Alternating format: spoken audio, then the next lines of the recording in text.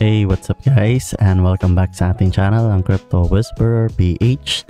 So for today's video guys is airdrop update muna tayo sa isa sa mga deepen project na ating ginagrind at passively running lang dito sa ating extension guys, no? So kung wala ka pa nitong project na ito, ay panoorin mo ng buo upang malaman mo ang mga details na dapat mo malaman para may grind ito passively guys, no? So kung meron ka nito, you can skip this video na guys, no? So bago tayo magsimula, kung hindi ka pa nakasubscribe sa ating channel is mag-subscribe ka na at huwag mo kalimutang i-like ang video na ito upang ma-push pa ni YouTube sa mga taong gusto rin maging updated sa mga ganitong klase ng airdrop guys, no? So proceed na nga tayo at ito nga guys ay si Bless Network, so the world's first shared computer. So isa itong deepen project guys na pwede lang natin i-install ang kanilang extension at i-run passively sa ating mga devices at kagaya ng mobile or computer guys, no? As of now, wala pa naman silang paramdam sa kanilang TGE but they're continuously updating about sa kanilang nodes guys, no? So makikita nyo dyan,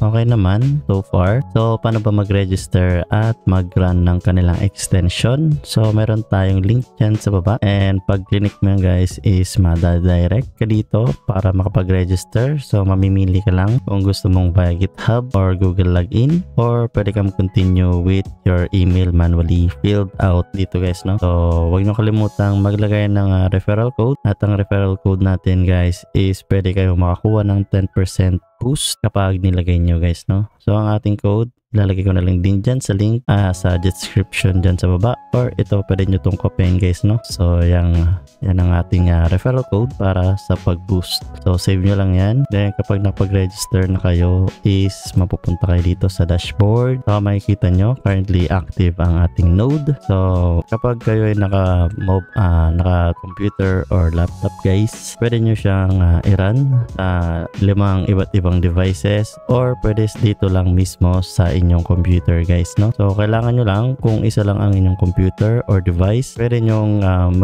kayong mag-install ng iba't ibang browser kagaya na to. So iba't ibang browser yan guys. So 3 lang ang aking nilagay para hindi masyadong matakaw sa memory at hindi masyadong bumagal ang ating computer. So ang una muna natin gagawin, syempre kailangan natin ng extension. So isa-search nyo lang yan, yung Bless Network extension. So lalagay ko rin yung link dyan sa baba para direct na kayo doon mismo guys, no? So ito ang inyong kailangan i-install sa inyong devices guys, no? Pagka nyan, pipin nyo lang siya and ilalagin nyo yung inyong account guys. Pag login nyo and nakita nyo online na siya gagaya nito or umilaw na yung green dito sa extension is okay na yan guys, no? So punta tayo dito sa nodes. Kung makikita nyo, 3 yung connected nating nodes guys, no? Dahil nga dito sa ating browser. So until 5 devices ang pwede nyong installan or pag-i-run ang inyong account guys, no? So hanggang 5 lang per account. So kapag lumagpas na dyan